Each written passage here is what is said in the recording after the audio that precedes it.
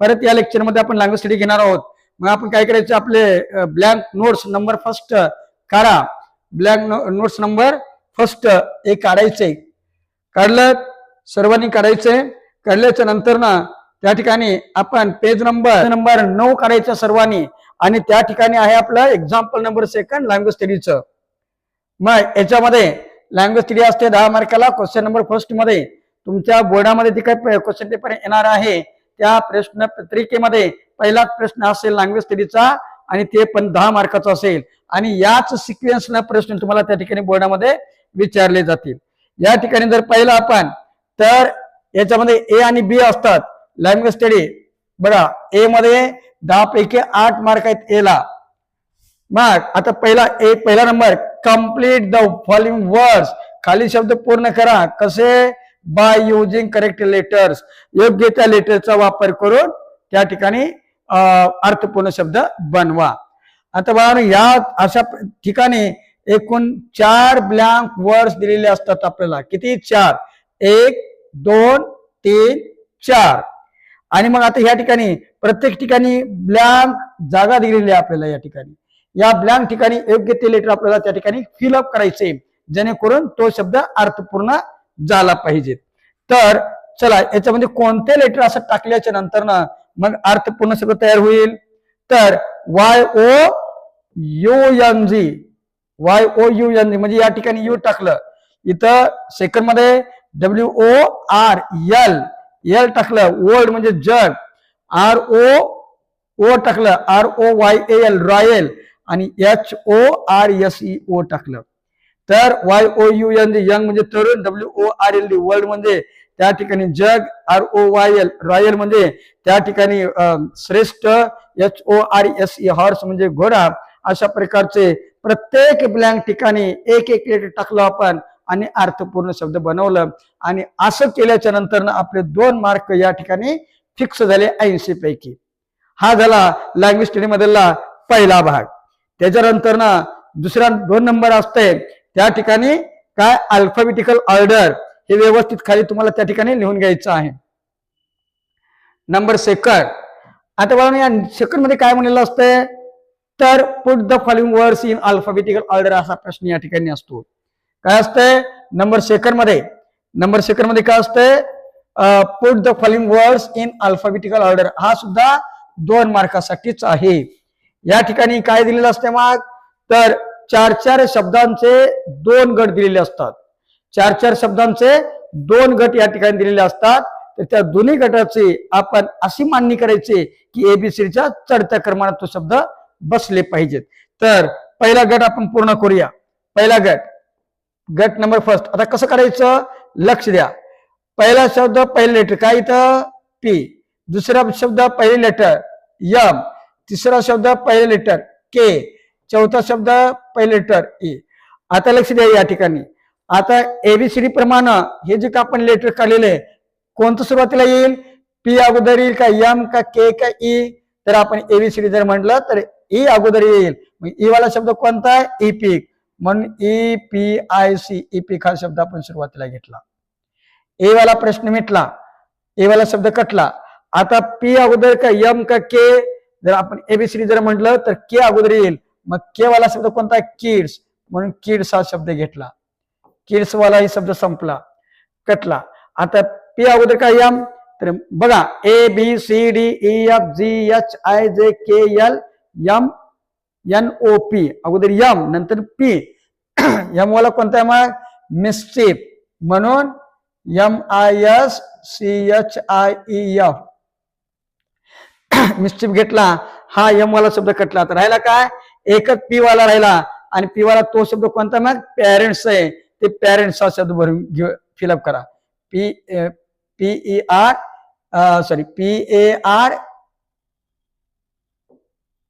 Parent PARENTS parents हा शब्द घेतला आपण या ठिकाणी.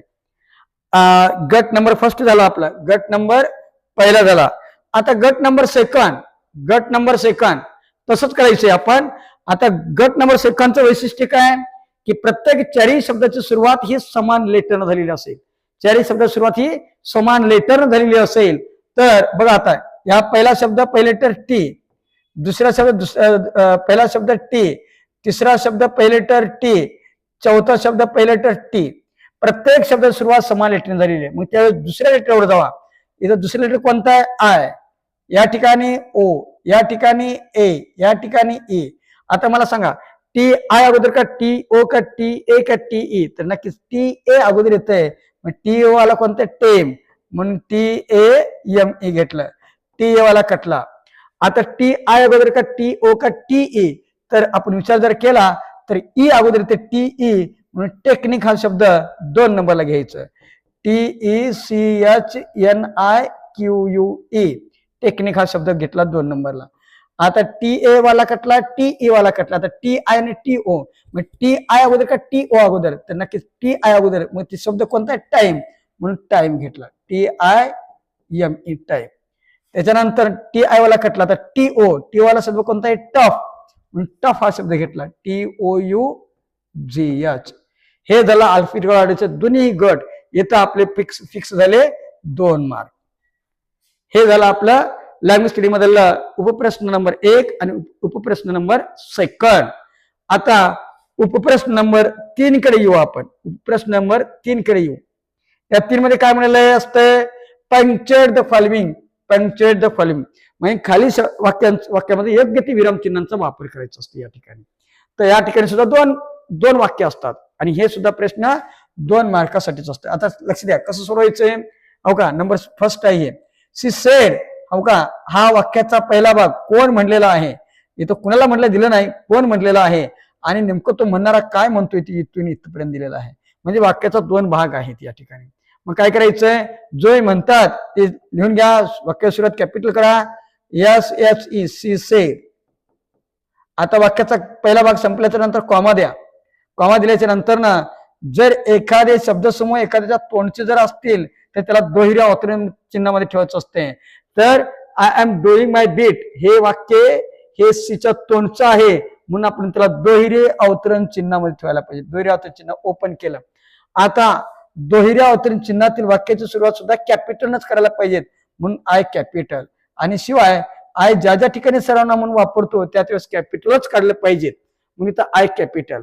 आता I am doing DOING doing my bit BIT bit.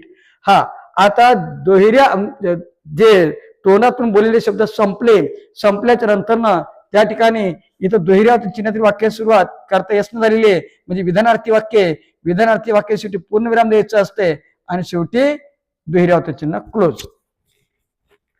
आता 2 नंबरचं बघा. 2 नंबरचं पहा. या 2 नंबर मध्ये काय आहे ते? Number 2.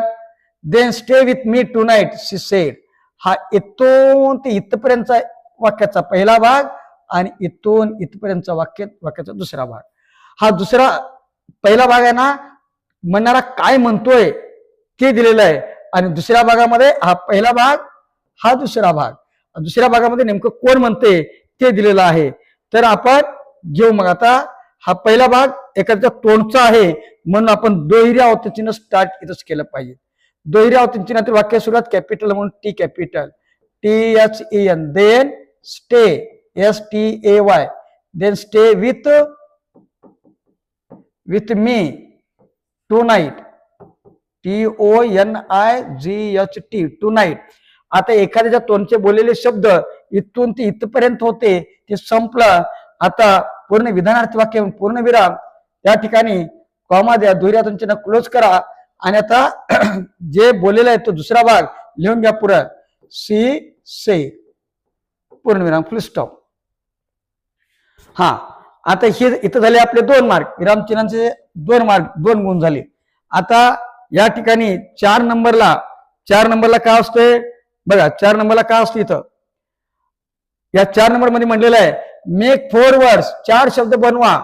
Minimum of 3 letter is using the letters in the word daughter. या 4 नंबर मध्ये म्हटलेलं असतंय की एक शब्द दिलेला असतोय त्या शब्दातील लेटरचाच वापर करून आपल्याला 4 अर्थपूर्ण शब्द बनवायचे असतात. अर्थपूर्ण शब्द बनवायचे असतात. तर पहा या शब्दामध्ये किती लेटर आहेत? 1 2 3 4 5 6 7 8. 8 लेटर आहेत. या 8 लेटरच्या बाहेरचा लेटर आपल्या शब्दामध्ये आला नाही पाहिजे.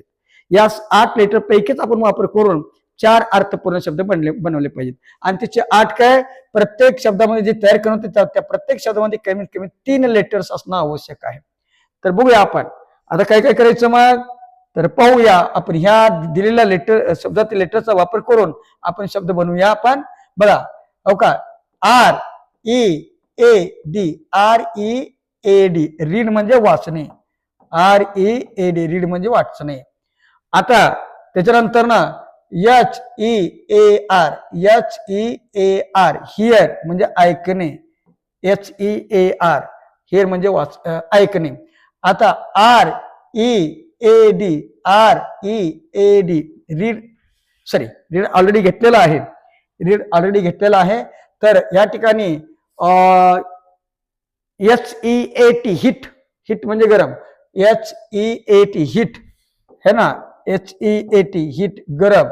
त्याच्यानंतर ना आणखीन शब्द आपल्याला काय घेता येतील या ठिकाणी. तर रेड हो का, READ, sorry RED, red, RED, red म्हणजे लाल. अशा प्रकारचे 4 अर्थपूर्ण शब्द घेतलेत. आता याच्यामध्ये काय आहे बघा की प्रत्येक 4 जे शब्द आपण बनवले आहेत त्या प्रत्येक शब्दामध्ये कमीत कमी 3 लेटर्स असणं आवश्यक आहे. 3 लेटर्स असणं आवश्यक आहे. 4 नंबरचा प्रश्न आपला संपला. आता 5 नंबरकडे येऊ आपण. 5 नंबर मध्ये काय असते की 5 नंबरला राईट द रिलेटेड वर्ड्स, संबंधित शब्द लिहा I shown in the example, example दिल्याप्रमाणे. हे सुद्धा 2 मार्कासाठीच आहे. अशा 5व्या नंबर मध्ये 5व्या उपप्रश्नामध्ये असे तुम्हाला वेब डायग्राम दिलेले असेल. त्या वेब डायग्राम मधील पहिल्या मध्यभागामध्ये असा काहीतरी शब्द दिला जाईल आणि एक एक्झाम्पल तुम्हाला कसं भरायचं असते ते एक्झाम्पल या ठिकाणी दिलं जाईल. मग त्याच्यावर आधारित लिहायचं असतं या ठिकाणी. आता लाईफ, लाईफ म्हटल्याच्या नंतर ब्युटिफुल लाईफ, BEAUTIFUL, सुंदर जीवन. सॅड लाईफ, SAD, दुःखी जीवन. Daily life, DAILY, daily life, दररोजचं जीवन. त्याच्यानंतर long life, LONG, long life म्हणजे आयुर्मान जीवन, म्हणजे जीवन चांगलं, लॉंग लाईफ. अशा प्रकारचे संबंधित शब्द आपल्या त्या ठिकाणी फिलअप करायचे उपप्रश्न 5 मध्ये त्या ठिकाणी. हा, आता ह्याच्या नंतर ना 6 नंबर, 6 नंबर मध्ये काय म्हणलेलं असतंय. तर 6 मध्ये म्हटलेलं असतंय बघा, complete the word chain. Word chain असते बघा या ठिकाणी 6 मध्ये, उपप्रश्न 6 मध्ये वर्ड चेन. काय वर्ब, या ठिकाणी वर्ब जर म्हटलं तर वर्बच लिहा. या ठिकाणी नाउन जर म्हटलं तर नाउनच लिहा. आणि या ठिकाणी ADJECTIVE ऍडजेक्टिव्ह म्हटलं तर ऍडजेक्टिव्हच लिहिले पाहिजेत. म्हणजे या ठिकाणी काय केलेलं असतं, इथं वर्ब, ऍडजेक्टिव्ह, नाउन दिलेलं असतात आणि त्यापासून 4 त्या ठिकाणी शब्दांचे साखळी तयार करा म्हणतात. जर शब्दांची साखळी तयार करत असताना नाउन जर म्हटलं तर नाउनच लिहा, वर्ब म्हणलं की वर्बच लिहा आणि ऍडजेक्टिव्ह म्हणलं की ऍडजेक्टिव्हच लिहायचे. मग याच्यासाठी काय केलं आपण, पेज नंबर 4 वर त्या ठिकाणी एक टेबल तुम्हाला दिलेला आहे. ए पासून ते झेड पर्यंत नाउन वर 2 लेटर त्या ठिकाणी नोंद दिलेली आहे तुम्हाला. वर्ब ए पासून झेड पर्यंत प्रत्येक लेटरवर 2 वर्ब दिले त्या ठिकाणी. आणि ए पासून झेड पर्यंत प्रत्येक लेटरवर 2 ऍडजेक्टिव्ह दिले तुम्हाला नोट्स मधील पेज नंबर 4 वर. तर आता आपण जर पाहिलं या ठिकाणी तर इट आहे, इट. तर काय वर्बची साखळी बनवायची आपल्याला. तर आपण वर्बची जर साखळी जर बनवायचा विचार जर केला तर बघा या ठिकाणी इथं दिलेलं आहे बघा. या ठिकाणी बघा आता इथं दिलेलं आहे या ठिकाणी बघा. या ठिकाणी रीड, इट, इट दिलेला आहे. तर टी कुठे या ठिकाणी, टी हो का वर्ब.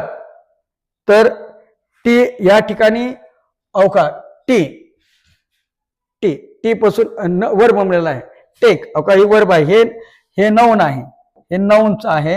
हे वर्ब आहे आणि हे ऍडजेक्टिव्ह आहे. ADJECTIVE.